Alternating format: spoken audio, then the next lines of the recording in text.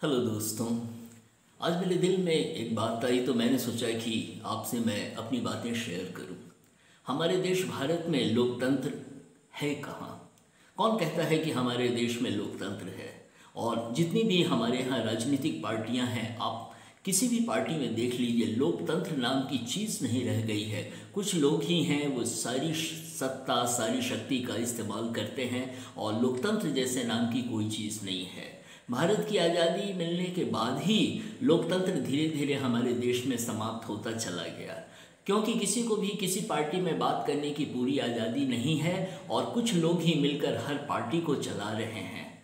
और जैसे कहते हैं ना कि हमारे यहाँ जितने भी नेता हैं वो सादी वर्दी में, सफ़ेद कपड़े में, सफ़ेद पोशाक में आते हैं। और आपको मालूम ही है कि सफ़ेद पोशाक कब पहनते हैं? जब किसी की मौत होती है तो सफ़ेद पोशाक पहनकर लोग आते हैं सम्मान में। तो मौत का सूचक यहाँ पे हो जाता है सफ़ेद रंग।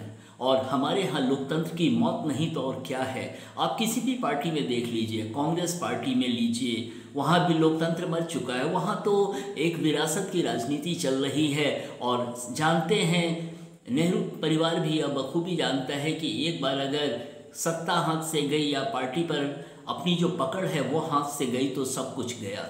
इसलिए वे अपना कब्जा जमाना चाहते हैं उस पार्टी पर, जिसकी पार्टी के बारे में महात्मा गांधी ने कहा था आज़ादी मिलने के बाद, इस पार्टी को डिसमेंटल कर देना चाहिए, क्योंकि इस पार्टी का मकसद देश को आज़ादी दिलाना था। और उसके बाद पार्टी की महत्ता फिर नहीं रह जाती। लेकिन नेहरू परिवार ने इस पार्टी को जिंदा रखा, क्योंकि आगे भी नेहरू खानदान को भारत में शासन करना था। बाद में बहुत सारी पार्टियां आई, भाजपा भी आई और भाजपा दोबारा सत्ता में आई है। और बहुत बड़ा लोगों का विश्वास था इस पार्टी से कि बहुत अच्छे दिन आएंगे। लेकिन दोस्तों, हमारे देश में क्या हो रहा है? क्या आप अच्छे दिन कहते हैं इससे? और सामंतवादी ताकतें जो हैं वो समाज में बहुत मजबूत होती जा रही हैं। और ये ऊंच नीच का भेदभाव इतना बढ़ा हुआ है हमारे समाज में, आप माने ना माने, लेकिन जो मैं कह रहा हूँ अगर आप उस पर गौर करेंगे तो आप इस चीज़ को बखूबी महसूस करेंगे कि सामंतवादी ताकतें बहुत जोर पकड़ रही हैं हमारे देश में। और धर्म के नाम पर ये सामंतवादी ताकतें ज़्यादा मजबूत हो गई हैं। जब हम हिंदू धर्म की बात करते हैं या इस्लाम या मुस्लिम धर्म की बात करते हैं तो कोई भी धर्म नफ़रत करना नहीं सिखाता है, चाहे वो इस्लाम हो, चाहे वो हिंदुत्व हो या वो क्रिश्चियनिटी हो, कोई भी धर्म। लेकिन क्या हो रहा है, धर्म के नाम पर हमारे देश में हिंसा बढ़ती जा रही है, लोगों में असंतोष बढ़ता जा रहा है। और लोगों के असंतोष बढ़ने का सबसे बड़ा कारण हमारे देश में जो सत्ता में जो पार्टी है उसके कारण हो रहा है। कौन से अच्छे दिन? दिल पे आप हाथ रख के कहिए कि क्या अच्छे दिन यही हैं?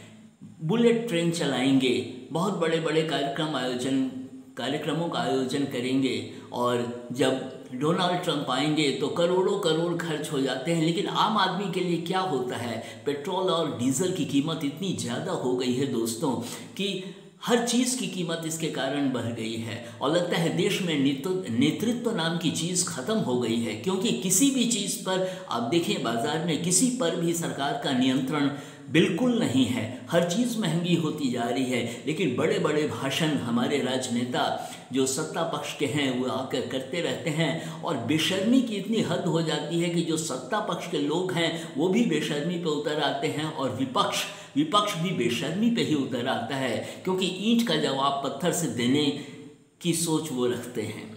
मैं मानता हूँ विपक्ष बहुत मजबूत होना चाहिए, लेकिन विपक्ष को भी तर्कसंगत बातें करनी चाहिए, और सत्ता का पहला फ़र्ज़ बनता है कि वो तर्कसंगत बातें ही करे। लेकिन बात से ज़्यादा ज़रूरी दोस्तों है कि वह काम करके दिखाए, क्योंकि काम दिखाई देता है, लोगों को पता चलता है कि इस देश में क्या हो रहा है। और अगर काम नहीं हो रहा है तो फिर देश में हो क्या रहा है? आप अपने गिरेबान पे हाथ रख कर कहिए, क्या आप सरकार से खुश हैं? क्या भारत में जो भी हो रहा है, जो माहौल बन रहा है, क्या आप उससे खुश हैं? और मेरा मानना है कि आप ज़रूर इस बात को महसूस करेंगे कि आप खुश नहीं हैं। किसी पार्टी का साथ देना कोई बुरा नहीं है, लेकिन पार्टी का साथ हम तभी दे सकते हैं जब पार्टी सही कार्य करे। और सही कार्य करने का मतलब है कि लोगों का भला हो, लोगों को अपने देश पर गर्व हो, लोगों को अपने प्रधानमंत्री पर गर्व हो, लोगों को अपने राजनेताओं पर गर्व हो, जो सत्ता में बैठे हुए हैं, जिनके हाथ में सत्ता की चाबी है,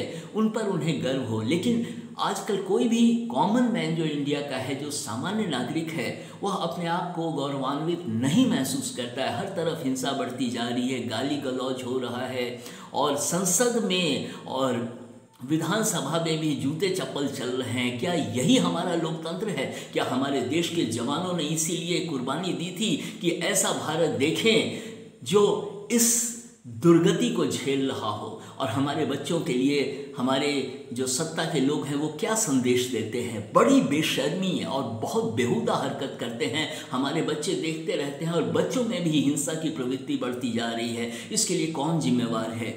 इसके लिए समाज जिम्मेवार है, मैं मानता हूँ। लेकिन सबसे पहले ऊपर से जो संदेश आता है, मतलब सत्ता में बैठे हुए लोग हैं, वे देश को क्या दिशा दे रहे हैं, इस पर निर्भर करता है। और अगर वे दिशा नहीं दे रहे हैं तो फिर देश में हो क्या रहा है? पश्चिम बंगाल में सैकड़ों लोग मारे गए, लेकिन कुछ नहीं हुआ। लगा कि देश में प्रशासन नाम की कोई चीज़ नहीं है, कोई राष्ट्रपति शासन नहीं। हमारे यहाँ जुडिशरी बैठी हुई है, हमारे यहाँ लेजिस्लेचर बैठा हुआ है, हमारे यहाँ एग्जीक्यूटिव बैठी हुई है। लेकिन हो क्या रहा है? हम सब, आप और हम देख रहे हैं कि हमारे देश की दुर्दशा हो रही है, और लगता है कि कोई देश के बारे में पूछने वाला नहीं है।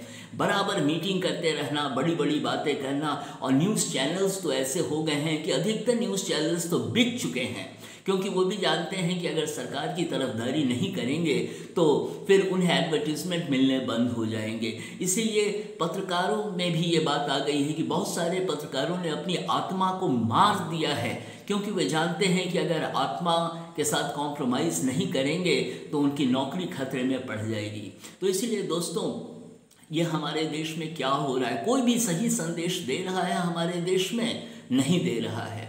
अभी चिराग पासवान चर्चा में है, और चिराग पासवान में अगर आप देखें तो चिराग पासवान में एक युवक की ऊर्जा है, एक गर्मी है, एक जोश है। वे मंजे मंजाए जो कहते हैं नेता, वैसे नहीं हैं, और ऐसे लोग ही ज़्यादा ईमानदारी से काम करते हैं। हमारे देश में युवा वर्ग को आगे बढ़ने का मौका नहीं दिया जाता है, और यूरोप के देशों में आप देखें तो युवा वर्ग के लोग काफ़ी आगे होते हैं। 35 वर्ष का व्यक्ति भी प्राइम मिनिस्टर बन सकता है। लेकिन हमारे देश में क्या है कि 80, 85, 90 तक जाते जाते भी जो लालच जो सत्ता का होता है, इसके कारण लोग यह मोह त्याग नहीं पाते हैं। जबकि युवा वर्ग को एक समय के बाद दे देना चाहिए कि लो, देश की बागडोर तुम्हारे हाथ में है, अब तुम देश को आगे बढ़ाओ। लेकिन युवा के साथ क्या होता है, इनको बुजुर्ग लोग इस्तेमाल करते हैं, राजनीतिक फ़ायदे के लिए इस्तेमाल करते हैं, और युवा नहीं समझ पाता है उनकी चालों को, उनकी हरकतों को। लेकिन जब तक वह समझ पाता है तब तक उसकी उम्र गुजर जाती है। तो दोस्तों, मैं आपके साथ अपनी बातें शेयर करना चाहता था, इसलिए मैंने अपनी बात रखनी चाहिए। और दोस्तों, सही कह रहा हूँ, ये दिल की बात है, इसका कोई कैलकुलेशन नहीं है। मैंने कोई बहुत कैलकुलेट करके नहीं सोचा कि मुझे क्या बोलना है और ऐसे मुझे मैनेज करना है। जो दिल में बात आ रही है दोस्तों, मैं वही कह रहा हूँ, और मैं उम्मीद करता हूँ कि आप भी इस विषय पर जरूर सोचेंगे, क्योंकि चुप बैठे रहने से काम नहीं चलेगा। अपनी आवाज़ उठाना बहुत ज़रूरी है, क्योंकि जब लोकतंत्र में आवाज़ ही नहीं उठ रही है तो लोकतंत्र में हो क्या रहा है? क्या लोकतंत्र मर चुका है? क्या हमारी व्यवस्था इतनी निकम्मी हो गई है कि आज हम कुछ भी करने की स्थिति में नहीं है? हमें अपनी आवाज़ बुलंद करनी होगी, और हमें हमारे देश में संविधान को भी जो होता है ना, रीवैल्यूएशन होना चाहिए। क्योंकि एक निकम्मा व्यक्ति भी हमारे यहाँ मिनिस्टर बन के बैठा रहता है, लेकिन हमारे यहाँ जो नौकरशाही है, जो ब्यूरोक्रेट्स हैं, इतनी पढ़ाई करते हैं, इतनी लगन से पढ़ते हैं और आगे बढ़ते हैं, लेकिन उनका ट्रांसफ़र कर दिया जाता है एक निकम्मे, अधिकतर, मैं सबों को नहीं कह सकता, लेकिन अधिकतर जो लोग हैं जो बहुत पढ़े लिखे नहीं हैं लेकिन मिनिस्टर बने हुए हैं, उनका एक सिग्नेचर उनको ट्रांसफ़र कर देता है। तो फिर देश का जज्बा कहाँ जाता है?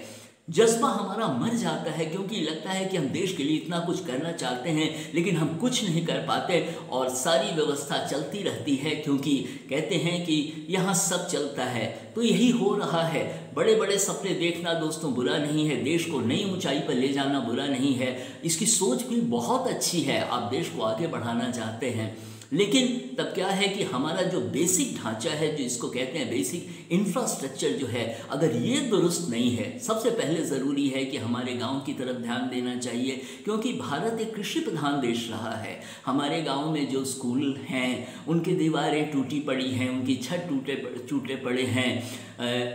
बच्चे जाते हैं स्कूल तो नदी पार करके उनको जाना पड़ता है, तो वहाँ पुलिया की ज़रूरत है और रास्ता सही होना चाहिए। और जो शोषण जो हमारे समाज में हो रहा है, जो सामंतवादी व्यवस्था जो अभी तक हमारे देश में बुरी तरह है, और ये जातिवाद और ये धार्मिक जो उन्माद जो चारों तरफ है, इससे हमें छुटकारा पाना होगा। नहीं तो हम किसी भी धर्म के हो लें और हम कितना भी पूजा कर लें या हम कितना भी तीर्थ यात्रा पे चले जाएं, लेकिन अगर हमारे कर्मों में अगर सच्चे कार्य नहीं दिखाई देते हैं तो लानत है धर्म की ऐसी समझ पर। तो दोस्तों, मैं अपनी बात कहना चाहता था, जो दिल में आया मैंने आपको कह दिया।